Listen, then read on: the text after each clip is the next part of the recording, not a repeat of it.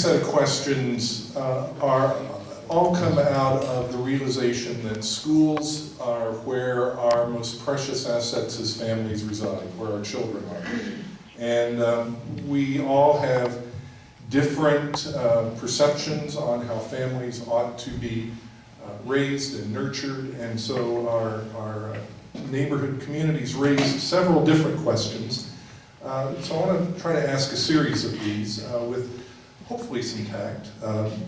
Bear with me if it doesn't quite get there.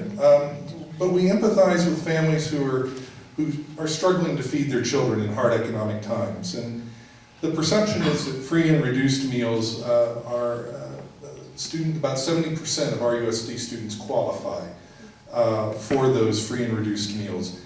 First, is that a correct statistic? And secondly, how does that reality, whatever it is, contribute or affect your approach as a school board member or potential school board member?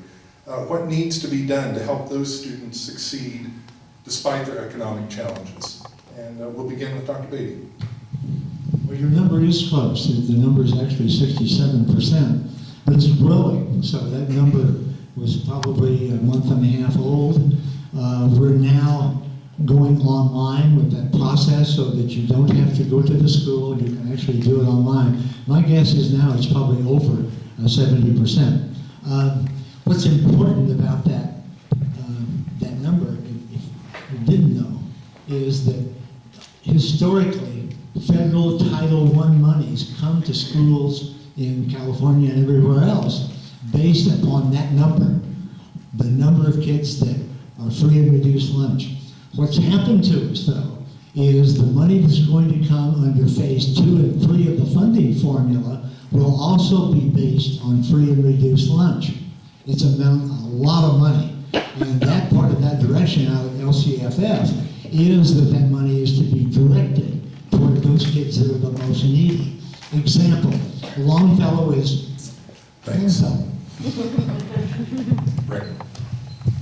I think the statistic, regardless of what the percentage is, it's very high, and I think that shows that Riverside has a lot of students that are living in poverty, that are coming from low-income families. And the local control funding formulas are going to allow us to address some of these issues and create programs to try to stop that cycle, that circle of poverty that these families are addressing, so these students don't have to go through what their parents went through. And the whole free and reduced lunch program, we've been out knocking on doors and talking to voters, and I've heard this come up a couple of times. There's been frustration saying that some students are getting free and reduced lunch and they shouldn't be qualified and blah, blah, blah. But I think the bottom line is that students need to be fed. If students are hungry, they can't learn. So having that program available to them is essential to our schools. And if kids are hungry, they're not going to be paying attention in class, they're not going to want to do their homework, they're not going to want to read. So I think the free and reduced